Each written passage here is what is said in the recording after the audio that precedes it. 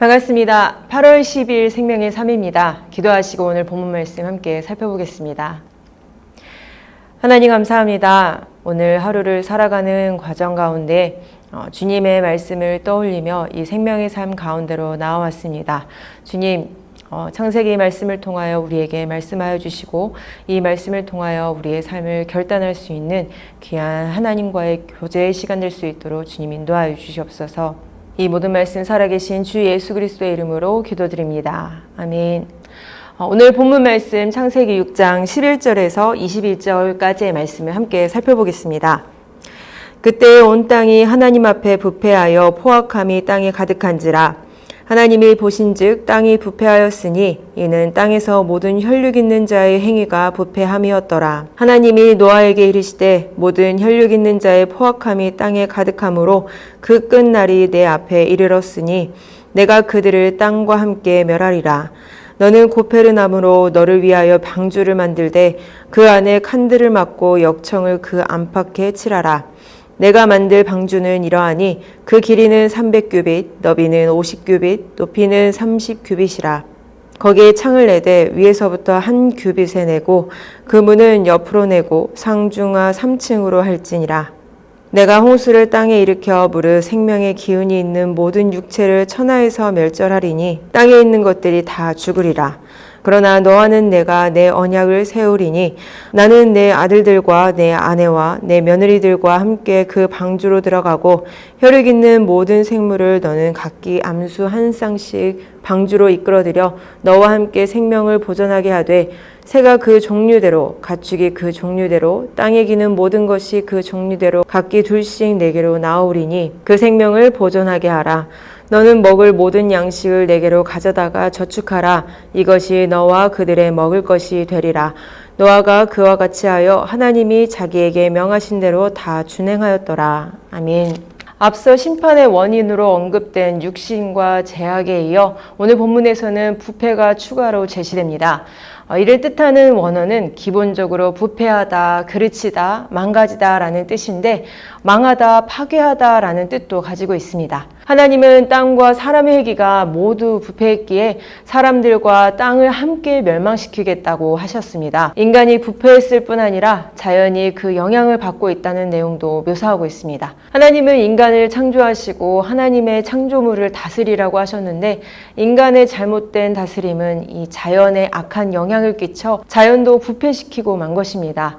6장은 사람의 범죄가 사람과 땅을 육신적으로 또 동물적인 상태로 만들고 또 부패하게 만들므로 결국 사람과 땅과 그 안에 있는 모든 피조물까지 심판과 멸망의 대상이 될 수밖에 없었다는 사실을 상당히 인상적으로 제시하고 있습니다. 그리고 이것은 우리에게 언제나 죄의 치명적인 특성과 결과에 주목하고 주의할 것을 교훈하고 있습니다.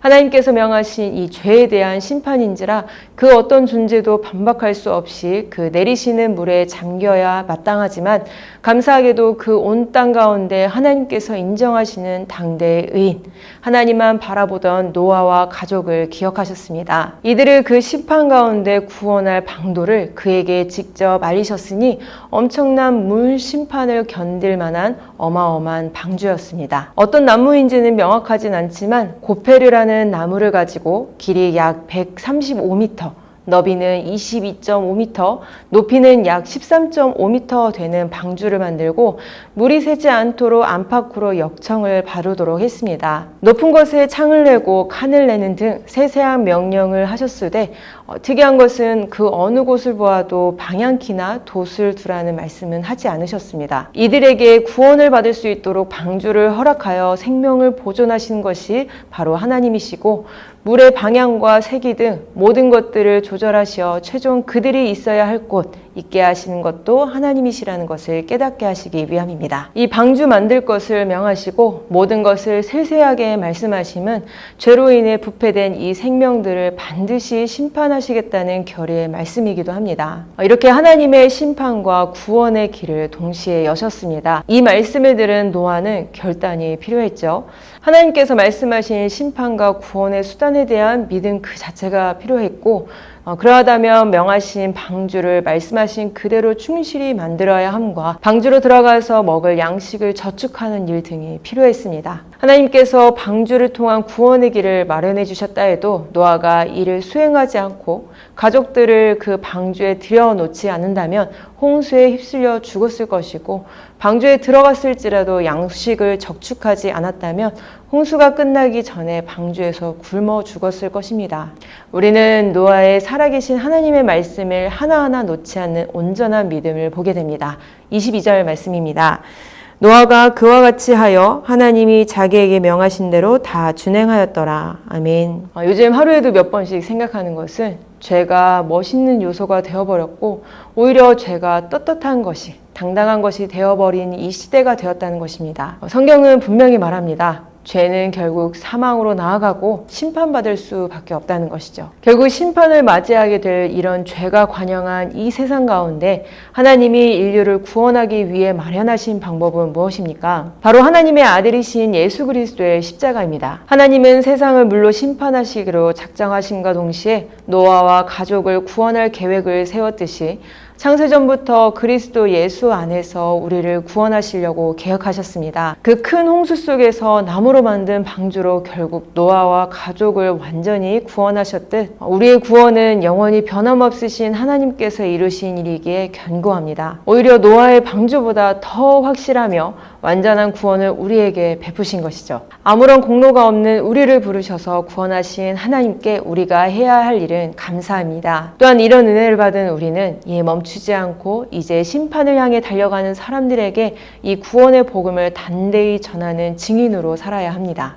홍수의 심판이 있다는 것, 또 이를 피하기 위해서는 방주 안으로 가야 한다는 것은 노아를 통해서 들을 수가 있었습니다. 이를 듣고 믿고 들어간 자만이 구원을 얻을 수 있었듯 영원한 심판 가운데 구원을 얻으려면 오직 그리스도라는 유일한 구원의 문으로 들어가야 한다는 것은 교회인 우리를 통해서만이 알 수가 있습니다. 우리를 구원하셨고 우리를 통하여 답을 알지 못해 헤매는 그 영혼들과 함께 하시기를 바라시는 그 주님의 마음을 가지고 생명의 사역을 잘 감당하시는 우리 모든 더한 사랑의 교회 성도님들 되시길 주님의 이름으로 축복합니다.